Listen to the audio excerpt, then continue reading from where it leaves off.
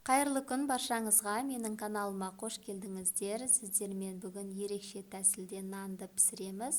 Бұл нан қазанның қақпағында піседі. Міндетті түрде жасап көруге кеңес беремін. Өте дәмді, ерекше тәтті, жұмсақ болып шығады. Нанды дайындау үшін бізге 250 грамм, не болмаса 300 граммдай су кетеді. Ұндарыңызға байланысты.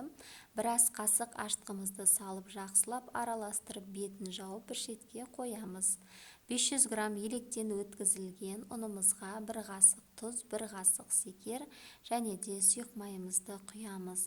Алдын ала суда ерітіліп тұрған ашытқымызды араластырып жіберіп, ұнымызға құйып, жақсылап тұрып, араластырып, жұмсақ қамыр илейміз.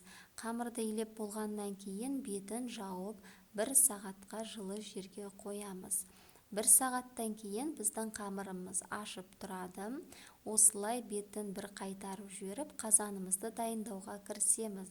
Қазанды дайындау үшін 1 уыс тұзымызды қазанға сеуіп, отқа қоямыз. Міндетті түрде от асты жай тұру керек.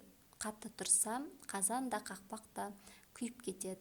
Міндетті қақпақты да отқа қойып ыстамыз.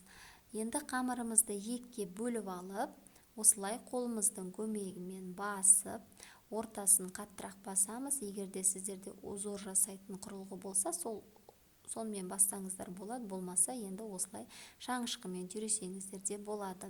Жұмыртқаның ағы мен сарысын ажыратып алып, мен нанның артына ағын жақсылап тұрып жағып алдым. Және де осы кезде біздің қақпағымыз ысып тұрады. Қақпақты алып, осы қақпаққа дайын қамырымызды жабыстырамыз. Ыссы қақпаққа қамыр жабысып қалады. Осылай қолымызбен басып жіберіп, шаңышқымен ортасынан түйреп жібереміз. Және де жұмыртқаның сарысын жақсылап жағып, қара күнжіт, ақ күнжітті сеуіп әсемдесеңіздер болады. Осы кезде біздер қазанның астында отын күшейтеміз. Нан 15-20 минутта піседі, сондықтан міндетті түрде 15 минут өткеннен кейін қазанның қақпағын ашып қараймыз. Егерде нанның беті қызарып тұрса, онда біздің нанымыз дайын болғаны.